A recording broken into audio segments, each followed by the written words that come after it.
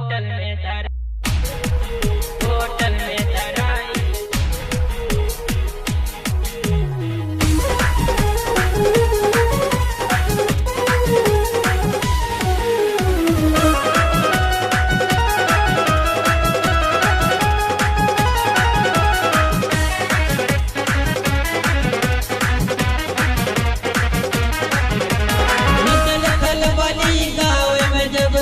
खबर छपाई जबिया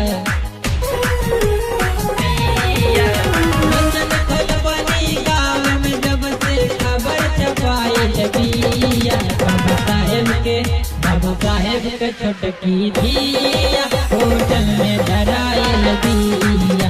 बाबू साहेब के छोटकी धिया होटल में धराइल बिया।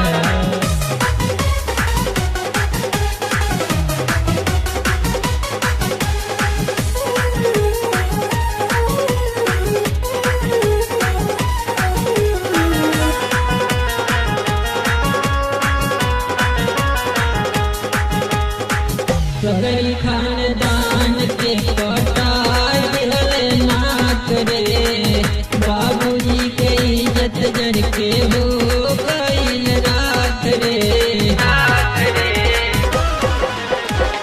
सगरी खानदान के कटाई नाक रे बाबूजी के इज्जत जर के हो गईल रात रे। चलत रहे पहिलत चक्कर बात सुनाई बिया। बाबू साहेब के छोटकी धिया होटल में धराइल बिया। बाबू साहेब के छोटकी धिया होटल में धराइल बिया।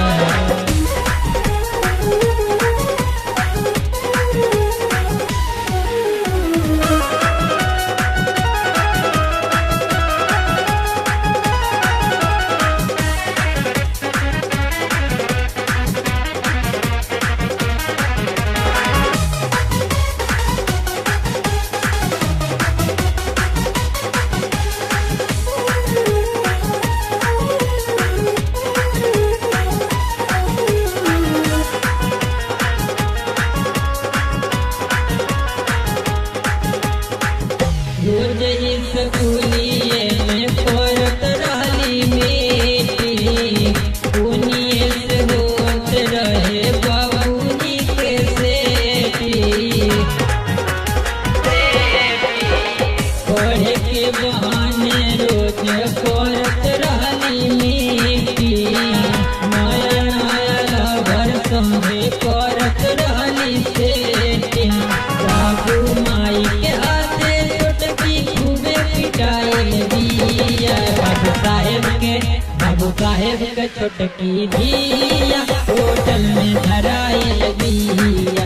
बाबू साहेब के छोटकी धिया होटल में धराइल बिया।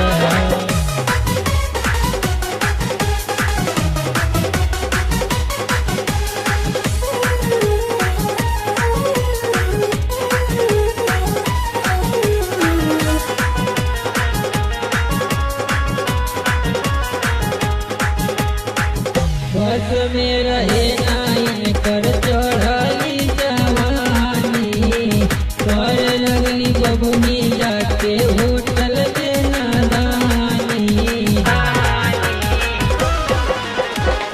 सत्या सवर कर स्वामी काटत रहली चानी राहुल भोजपुरिया से बन गई रानी। बाबा पड़ल